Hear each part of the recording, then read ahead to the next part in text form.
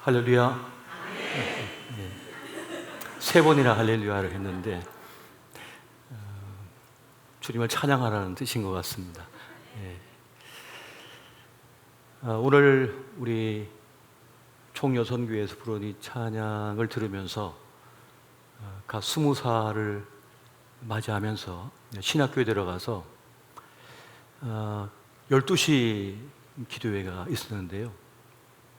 곰곰이 생각해 보니까 그때 가장 많이 부른 찬송가가 하나님의 진리 등대라고 하는 이 찬송가였습니다. 그 기숙사장을 4학년 선배가 맡는데요. 그 선배가 이 찬송을 좋아했던 것 같아요. 그래서 매일 밤마다 불렀던 기억이 납니다. 가사를 거의 다 외우고 가만히 있어도 이 찬송이 그냥 저절로 나오게 된 이유가 그렇게 12시에 그 새파란 신학생들이 모여가지고 부르고 기도했던 그 시간들이 있었습니다. 가사 몇면에 흐르는 그 메시지가 아주 강렬하죠. 하나님의 진리 등대가 비추어야 한다는 것이고, 이 어두운 세상 속에 그 빛된 사명을 감당해야 된다는 그런 강렬한 부르심, 또 소명의식을 고취시키는 그런 찬송이었습니다.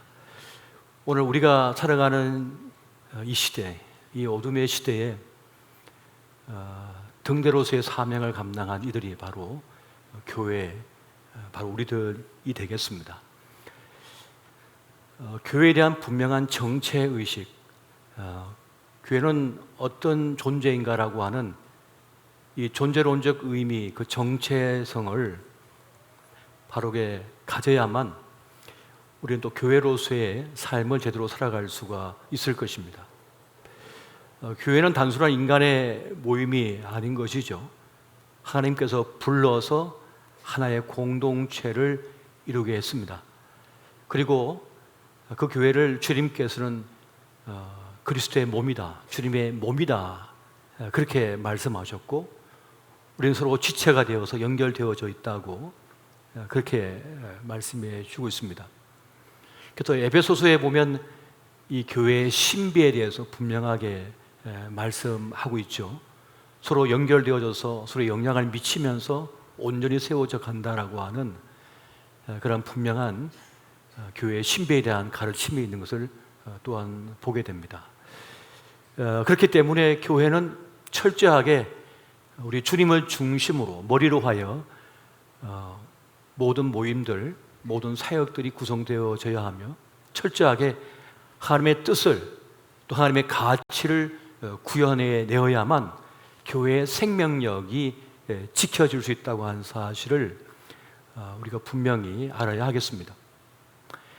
열역학 제2법칙이, 물리학에서 보면 모든 존재는 점점 소멸해 가거든요.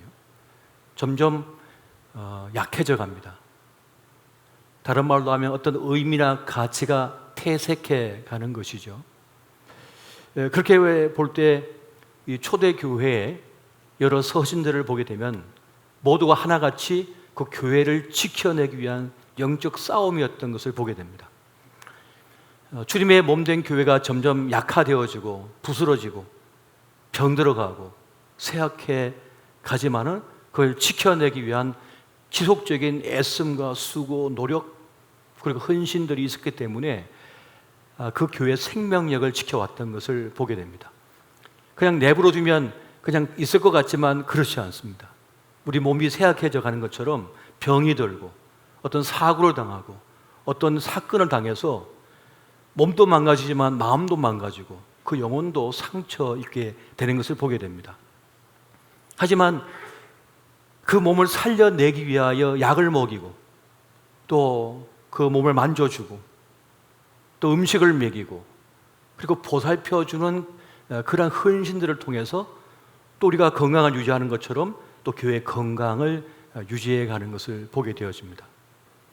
그래서 우리가 이 고린도 전후서를 살펴보게 되면 바로 그 교회를 지켜내기 위한 애씀에 대한 기록이었던 것을 보게 되어집니다. 교회도 교회의 작동 원리가 있는 것이죠. 교회의 작동 원리는 사랑과 용서와 자비라고 하는 것입니다. 은혜라고 하는 것이죠. 카리스 혹은 헤세드라고 하는 이 자비, 이 은혜가 또한 교회를 작동시키고 있는 것입니다. 다른 것으로 교회를 작동시키려 하면 망가져요. 여러분, 휘발유차에다가 경유를 집어넣으면 덜덜덜 하다가 망가져 버리잖아요. 또 휘발유에다가 좀 아낀다고 물 좀 타서 쓰면 어떻게 됩니까? 고속도로 달리다가 차가 멈춰버려요. 다른 것으로는 작동되지가 않는 것입니다. 교회의 연료는 뭡니까? 사랑인 거예요. 용서인 것입니다. 하나님의 헤세드, 은혜라고 하는 것이에요. 다른 것으로 연료를 주입해서는 교회가 작동되어지지가 않는 것입니다. 근데 자꾸만 우리는 다른 걸로 작동시키려고 그래요. 다른 것으로 행하려고 그래요. 주님 대신 다른 걸 대체시키려고 그래요. 그러나 절대로 교회는 다른 것으로 대치가 되지 않습니다. 다른 것으로는 작동되어지지가 않는 거예요. 그래서 우리는 교회가 무엇인지, 교회가 어떻게 작동되어져 가고 있는지를 분명히 알아야만 행복한 교회 생활을 누릴 수가 있게 되어지는 것입니다. 제도 말씀드렸습니다마는 교회는 자아 실현의 장이 아닙니다. 내 한풀이의 대상이 아니에요. 교회는 오직 하나님의 뜻이 이루어져야 되고 하나님께서 원하신 것이 이루어져야만 교회는 교회다움을 유지할 수가 있고 교회는 살아있는 것이고 교회의 영광을 맛볼 수가 있는 것입니다. 처음에는 괜찮았는데요, 시간이 가면 갈수록 사람들이 변질됩니다. 앞서 말씀드렸던 것처럼 열역학 제2법칙처럼 자꾸만 나쁜 것이 때 같아요. 자꾸 이끼가 끼어요.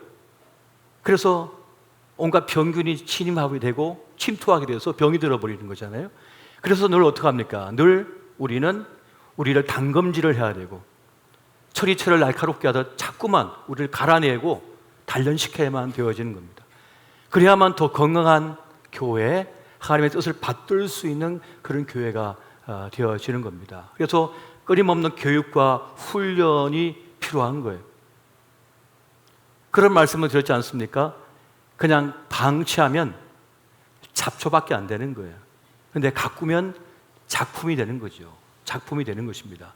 그것처럼 교회도 자꾸만 하나님의 말씀으로 훈련받고 양육받고 그렇게 다듬어질 때라야 우리 한 사람 한 사람 모든 사람들이 주님께서 원하시는 아름다운 정말 멋진 신앙인, 가치 있는 사람으로 그 빛을 발할 수가 있게 되어지는 거예요. 하나님은 그 가능성을 아시기 때문에 우리를 부르셨고 우리를 훈련시키고 단련시켜서 주님께서 기뻐하실 만한 그러한 하나님의 거룩한 도구로 쓰기를 원하신단 말이죠. 근데 사단이가 방해를 합니다. 됐어. 요만큼만 하면 돼. 기본만 하면 돼. 주일 오전 예배만 출석하면 돼. 1절 들어가지 마. 발만 살짝 담그고 살아. 발만 담그고. 엄지 발가락만 담궈. 더 이상 들어가면 안 돼. 주님께서 우리에게 시냇물을 주셨고 그 호수를 주셨고 그 강을 주셨고 바다를 주셨건만 엄지 발가락 하나만 달랑 담궜다가 솔직 빼는 거예요. 그리고는 난 목마르다, 난 누리니까 죄 없다 그러는데 아버지께서 뭐라 하십니까? 내가 너를 위하여 시냇가도 주었고 호수 주었고 저 드넓은 강도 주었고 바다만 주었건만 왜 엄지 발가락 하나만 담그고 살았냐?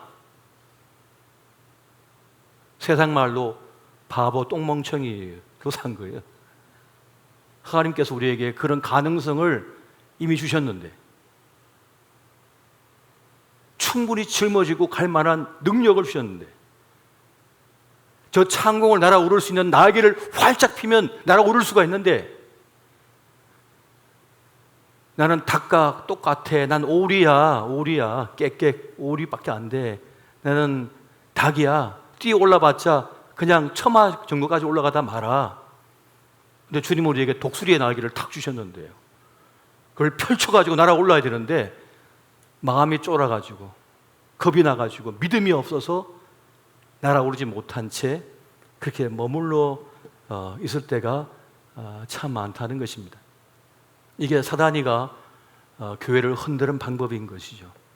그렇게 시험을 주고 흔들어서 그 역량을 마음껏 발휘하지 못하게 만들 때가 많은 것입니다.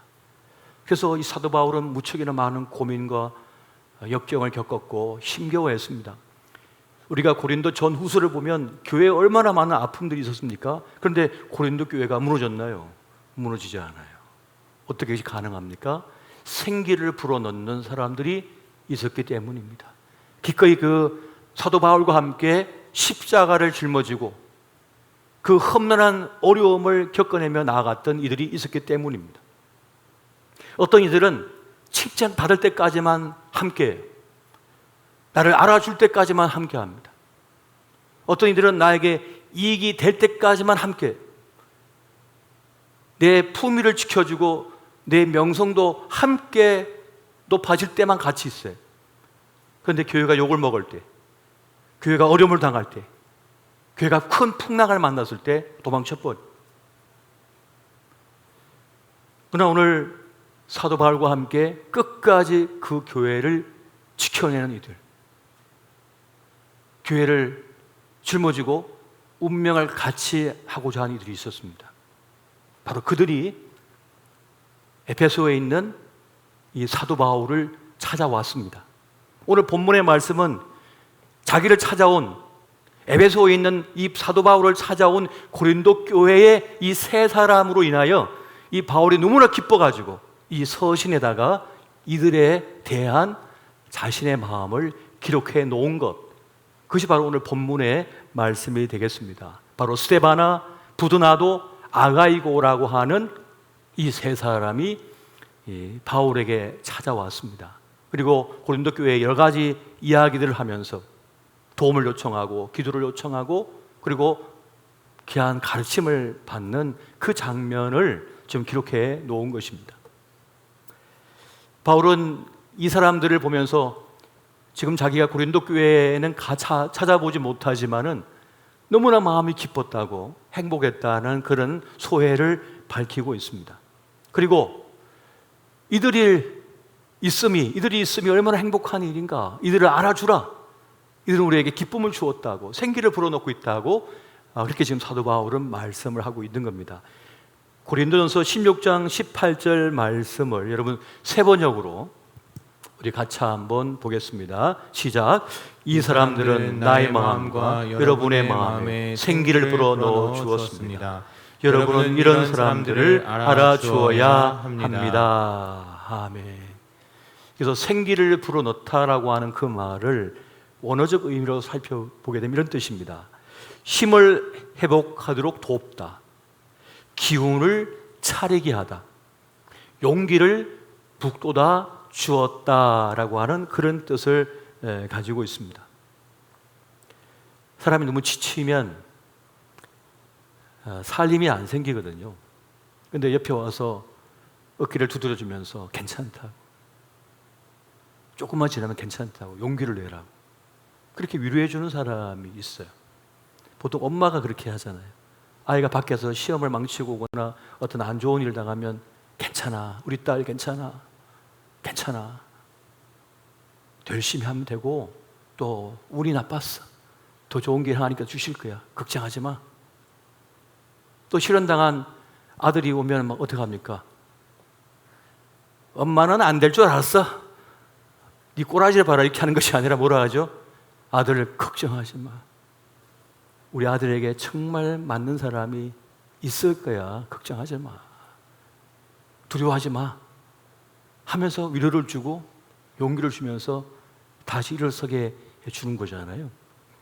그것처럼 용기를 북돋아 주는 사람, 다시 바람 빠진 타이어에 공기를 주입하듯이 그렇게 생기를 불어넣어 줌으로써 다시 달리게 하고 다시 날아오르게 하는 그 일을 하는 사람들이었다고 지금 말씀해 주고 있다는 것입니다. 그러니까 바울은 이런 사람들이 있다는 거예요. 교회에 이런 사람이 있다고 말씀해 주고 있습니다. 특별히 스데바나라고 한 사람은 이 사도 바울이 고린도 교회에 세례를 베풀어 가지고 세웠던 신실한 일꾼이었습니다. 그리고 이 사람의 가정에 대해서 말하기를 그렇게 말합니다. 이 사람은 성도 섬기기를 작정한 사람이다. 교회를 위하여 자신을 바치기로 작정한 사람이다라고 말씀하고 있습니다. 그러니까 교회들마다 이런 사람들이 있는 거예요. 교회마다 자기 삶을 교회에 바친 것처럼 열심인 사람들이 있어요. 목회자보다 더 의리가 있고 더 열정적이며 더 헌신하며 교회를 짊어진 사람들이 있습니다. 이분들을 보면은 목회자인 저도 저절로 머리가 숙여집니다. 저 서울의 대방동에 가면 공군중앙교회라고 하는 교회가 있는데요. 제가 2010년도에 그 교회를 담임을 했습니다. 거기 가면 노병들이 많으셔요. 그러니까 일평생 군에서 헌신하고 이 퇴역하신 장군부도 국방부 장관부터 해가지고 그분들이 이제 그 교회 나오시고, 그리고 국방부, 연합사, 청와대 이런 데 근무하는 그런 장성들뿐만 아니라 중대령들도 같이 다 예배를 거기서 드려요. 근데 다 머리가 희끗희끗하시고 이제 할아버지 할머니들이 많으셔요. 그래서 제가 그곳에서 목회한 동안에 정말 많은 걸 깨달았습니다. 어떤 걸 깨달았느냐 하면, 이분들은 사간 생도부터 공군교회를 다녔거든요. 그러니까 일평생을 다닌 겁니다. 나이 70, 80 될 때까지 그곳에 다닌 거예요. 그러면 오래 다니면 한 40년을 그렇게 헌신하신 거예요. 그분들을 제가 섬기고 함께 목회를 하면서 많은 걸 깨달았는데, 그 가운데 하나가 뭐냐면 이것이었습니다. 아, 이분들은 나보다 교회를 더 사랑하는구나, 더 아끼는구나. 그래서 제가 그 교회를 떠나올 때 그런 말씀을 드렸습니다. 마지막 설교, 임설교를 할 때 제가 참 많이 배우고 갑니다. 저보다 공군교회를 더 사랑하시는 여러분, 저에게 많은 가르침을 주셔서 감사합니다. 그리고 나서 제가 제 후배들 목사들에게 그런 얘기를 했어요. 목회자라고 교회를 더 사랑하고 헌신한다고 함부로 말하지 마라. 당신들보다 더 교회를 사랑하고 그 교회 안에 목숨 바칠 분들이 많이 있다. 자만하지 마라. 제가 그런 얘기를 해주었습니다. 그리고 지금도 종종 이게 사관학교 목사님이라는 분들이 저에게 인사하러 올 때가 있어요. 선배님이라고. 그럼 제가 그런 얘기를 해줍니다. 당신보다 교회를 더 사랑하는 이들이 있다. 더 공공교회를 아끼는 분들이 있다. 착각하지 마라. 오늘 스데바나와 같은 사람, 부드나와 같은 사람, 아가이오와 같은 이런 사람들이 바로 그런 사람들이라는 거예요. 이런 이들이 있기 때문에 교회는 튼실하게 서 있을 수가 있는 것이고, 교회는 생명력을 갖게 된다는 것입니다. 오늘 우리가 읽지 않았지만 그 19절에 또 어떤 내용이 나오냐 하면, 바로 아골라와 브리스길라에 대한 이야기가 또 등장하고 있습니다. 고린도서 16장 19절 말씀을 우리 같이 한번 보겠습니다. 자, 시작. 아시아의 교회들이 너희에게 무난하고 아골라와 브리스가와 그 집에 있는 교회가 주 안에서 너희에게 간절히 무난하고. 아멘. 이 아골라하고 브리스길라는 원래 로마에 있었잖아요. 로마에 있던 사람들인데, 근데 또 고린도에 갔다가 고린도에서 바울을 돕고, 또 고린도에서도 자기 집을 오픈해가지고 교회를 세우게 만들고 헌신했는데, 이젠 저 에베소에 와가지고 사도 바울을 돕고, 사도 바울이 그 일을 할수록 자기 집을 또 오픈하는 이런 장면을 우리가 보게 되는 것입니다. 이렇게 자기의 삶을, 자기의 집을 그렇게 내어놓고 하나님의 역사가 일어나도록 헌신한 이들이 있었기 때문에 하나님의 복음의 역사가 지금까지 이어져 올 수가 있었던 것입니다. 우리가 성경을 볼 때마다 깨닫는 바가 뭡니까? 사도 바울 혼자 한 것이 아닙니다. 사도 바울을 돕는 이들이 늘 주변에 있었던 거예요. 늘 보살피고 책임져주고 함께한 이들이 있었다는 것입니다. 여러분, 수냄 여인이 선지자를 돕고 늘 옆에서 보살펴 주었잖아요. 그래서 그 사역을 충분하게 감당할 수 있는 힘과 에너지를 얻게 되었던 것입니다. 이렇게 하나님을 향한 열정, 열심으로 가득 찬 이들을 통하여 하나님의 역사가 일어났던 것입니다. 사르맛 가부, 수냄 여인, 이들이 선지자들을 도와서 그 일을 감당했던 것처럼 오늘 이 사람들, 이들의 헌신에 인하여서 사도 바울은 마음껏 그 하나님의 뜻을 펼칠 수가 있었던 것입니다. 교회의 힘은 여기 있는 것이죠. 교회의 생명력은 바로 여기에 있었던 거예요. 그렇다면 오늘날 이 땅의 교회가 생명력을 잃은 이유가 어디 있을까요? 이 열정과 열심이 사라졌기 때문입니다. 자신을 깨트리지 않기 때문이고 자신을 주님께 내어놓지 않기 때문에 그렇습니다. 여러분, 깨트림이 없으면 열매의 역사는 나타나지가 않습니다. 한 알이 썩어져 죽어야 돼요. 깨트려서 죽어야만 거기서 생명이 옮게 되는 것이지, 그냥 가만히 있어 그냥 내버려 두면 그냥 그것은 끝인 겁니다. 어떤 역사도 일어나지가 않는 것이에요. 여러분, 교인 수가 많다고 해서 다 헌신하는 것은 아닙니다.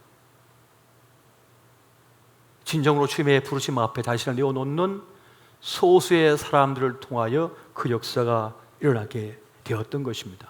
그렇게 교회 부흥의 역사는 그렇게 그 역사를 통해서 이루어져 왔다는 것을 오늘 성경은 우리에게 말씀해 주고 있습니다. 우리가 늘 암송하고 배웠던 말씀이 뭡니까? 이 마음을 다하고 목숨을 다하고 뜻을 다하여 힘을 다하여 하나님을 사랑하라, 섬기라, 그렇게 말씀하잖아요. 바로 그렇게 되어질 때라야 그 역사가 나타날 수가 있는 것입니다. 제가 이렇게 살면서 오래 살지는 않았습니다만 많은 분들을 이렇게 살펴보고 또 교회의 역사들을 듣게 되면 정말 이 패션, 열정이 있는 사람들을 통하여 역사가 일어나는 것을 많이 배우게 됩니다. 깨닫게 됩니다. 이번 총회에 가서 같은 방을 쓰게 된 한 노 목사님을 배웠습니다.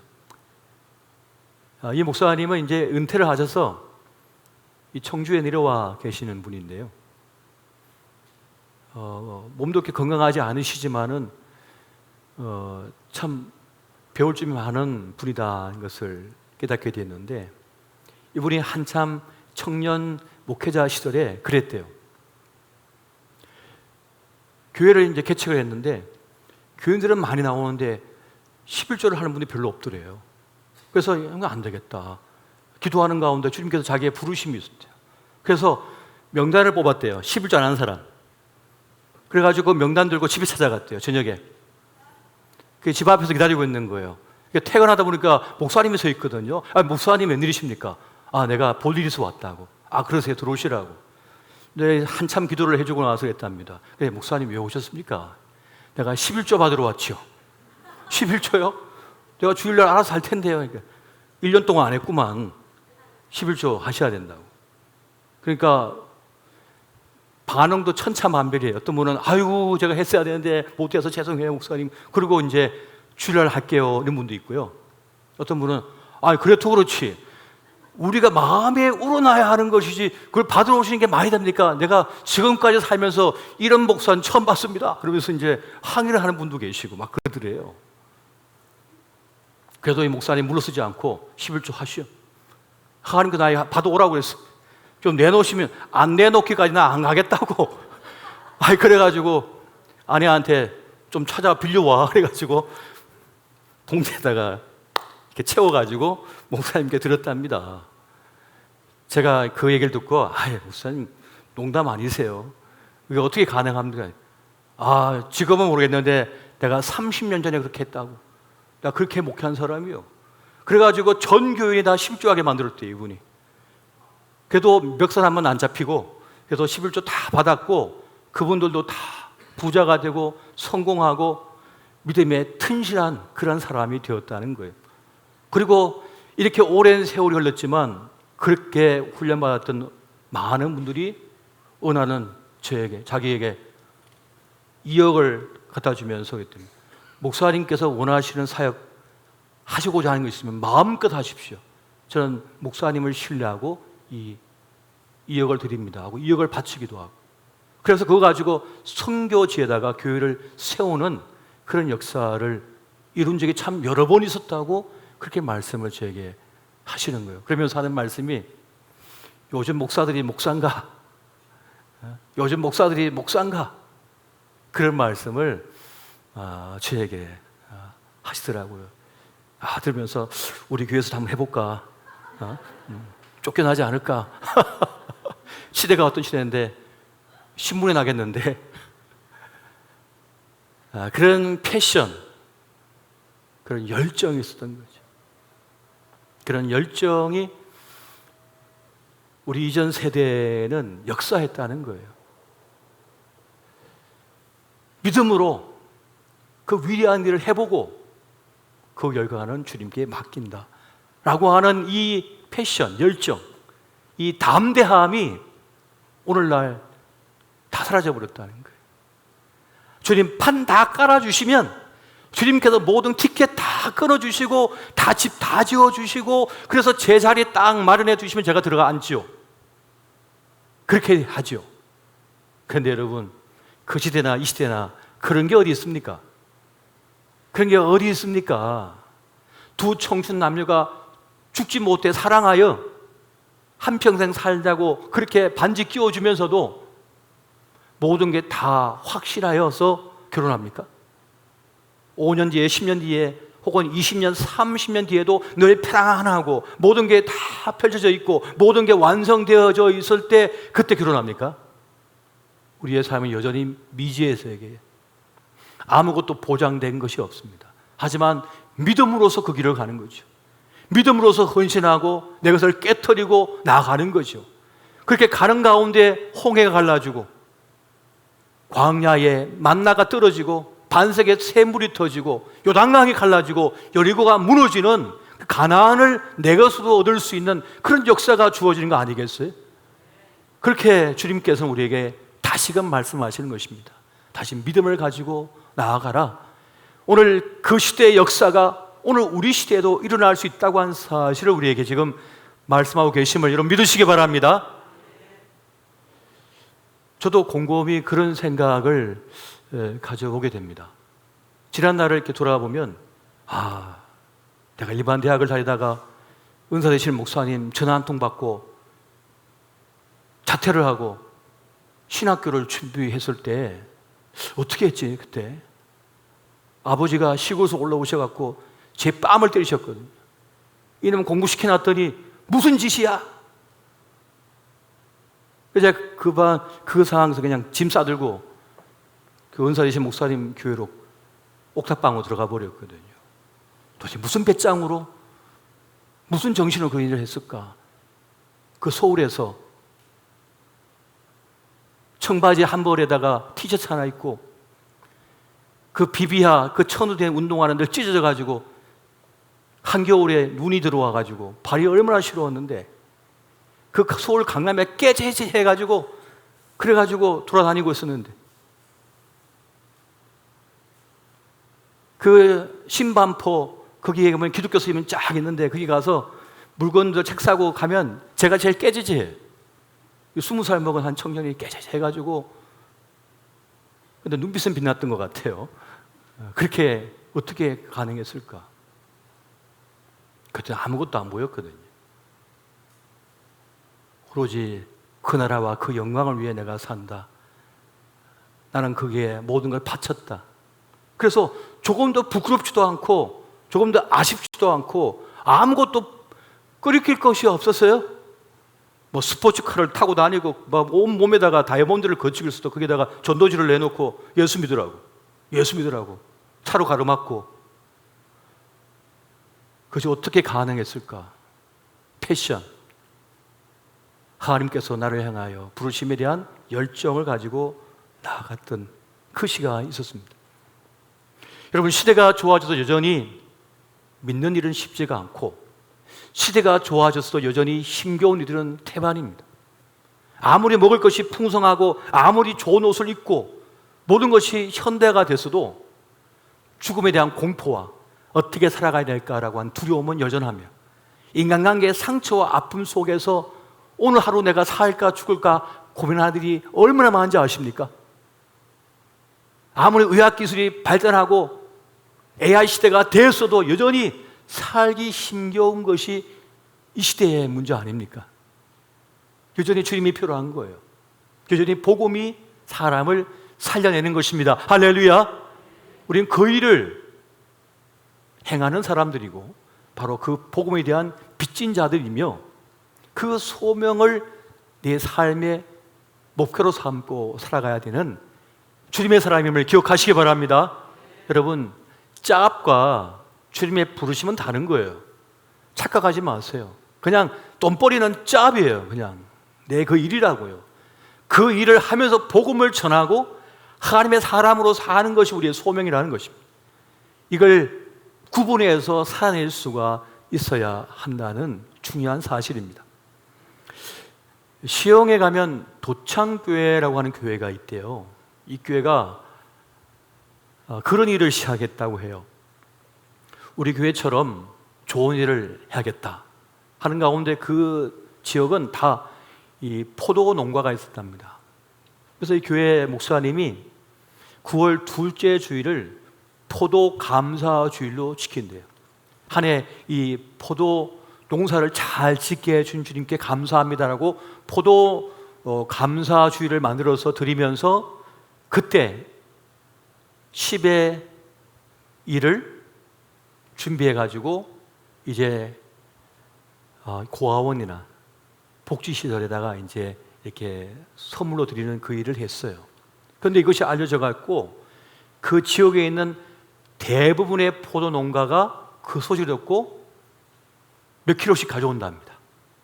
그래서 처음에는 한 농가 또 한 농가 이렇게 왔는데 지금은 거의 99%의 농가가 다 몇 킬로씩 가져와 가지고 쌓아 놓는데요. 이렇게 교회 앞에 쌓아 놓고 그리고 예배를 드리고 그걸 이제 가지고 고원이나 이 복지시설, 양로원 뭐 이런 요양원 이런 쪽에다가 이제 선물로 갖다 드리는 겁니다. 그런데 오직 한 농가만 그걸 반대하고 버티고 있대요. 지금까지도 버티고 있대요. 기사가 났어요. 그래가지고. 근데 여러분, 구원의 일은 모든 사람에게 열린 것 같은데 모든 사람에게 다 열린 건 아닌 것 같아요. 그렇게 마음을 합치시키고 함께 헌신한 분도 있지만 끝끝내 그걸 따르지 않고 거부하고 그걸 거절하는 사람도 있는 것 같습니다. 이 가을볕에 걸린 많은 열매들이 다 단맛을 내고 있습니다. 그런데 인생의 가을이 되었음에도 여전히 떫은 맛을 내는 그런 분들도 있는 것 같아요. 오늘 저와 여러분은 주님께서 주신 계절에 정말 세상을 행복하게 만들고 하나님을 행복하게 만드는 그 단맛을 낼 수 있는 주님의 사람 되시기를 예수 이름으로 축원드립니다. 여러분, 아무리 척박해도요 이 생명의 역사는 계속 일어나고 있거든요. 어떻게 가능할까요? 여전히 척박한 세상이지만 또 냉랭한 세상이지만 끊임없이 온기를 불어넣는 사람이 있기 때문입니다. 끊임없이 열정을 다해 생기를 불어넣고 있는 사람이 있기 때문에 그러합니다. 우리나라의 기독교 환경운동연대가 있는데요, 이분들이 이 몽골 지역의 사막화를 방지하기 위해서 나무 심기 운동을 벌였대요. 우리나라도 아니고 왜 몽골에다 그걸 할까 싶은데, 우리가 생각할 때 몽골은 초원에 양이 그 풀을 뜯고 막 그렇게 생각을 하잖아요. 그런데 이 기후 온난화가 되어지고 환경 변화가 되어지면서 급격하게 지금 사막화가 이루어지고 있답니다. 또 그리고 관광 사업이 확대되고 또 천연자원 가스를 개발하는 사업, 그리고 이 초원에 더 많은 소와 또 양들, 염소들이 많아지면서 풀을 다 뜯어 먹어가지고 그냥 청주 시내 같은 이런 넓은 땅이 삽시간에 사막이 된다. 그런데 이 몽골은 그럴 여력이 안 된대. 생각을 또 못하고 있고. 그래서 우리 한국의 기독교 환경연합 연대가 왠지 모르게 자꾸 그 기도가 나와들어간 거예요. 그래서 거기서 나무 심기 운동을 벌이기 시작했답니다. 그것이 어떻게 가능할까? 사막화가 엄청나게 막 심각하게 벌어지고 있거든요. 나무 한 그루, 두 그루 심어갖고 무슨 일이 일어나겠나? 많이들이 불가능하다고, 포기해야 된다고, 말도 안 된다고 그렇게 얘기를 했대요. 그런데 이 일을 10년 넘게 이 사업을 진행했답니다. 나무가 죽으면 또 심고, 죽으면 또 심고, 물을 계속 주고, 그랬더니 나무가 조금씩 살아나기 시작하더래요. 계속 시작했대요. 그래서 아라칼란트라고 하는 지역 전역이 거대한 숲이 되었답니다.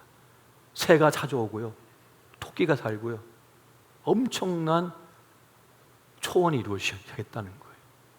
불가능할 것 같았는데, 이렇게 생기를 불어넣는 사람들, 포기하지 않고 끊임없이 사랑을 심는 사람들, 이들로 인하여서 생명의 역사가 나타나게 된다는 것입니다.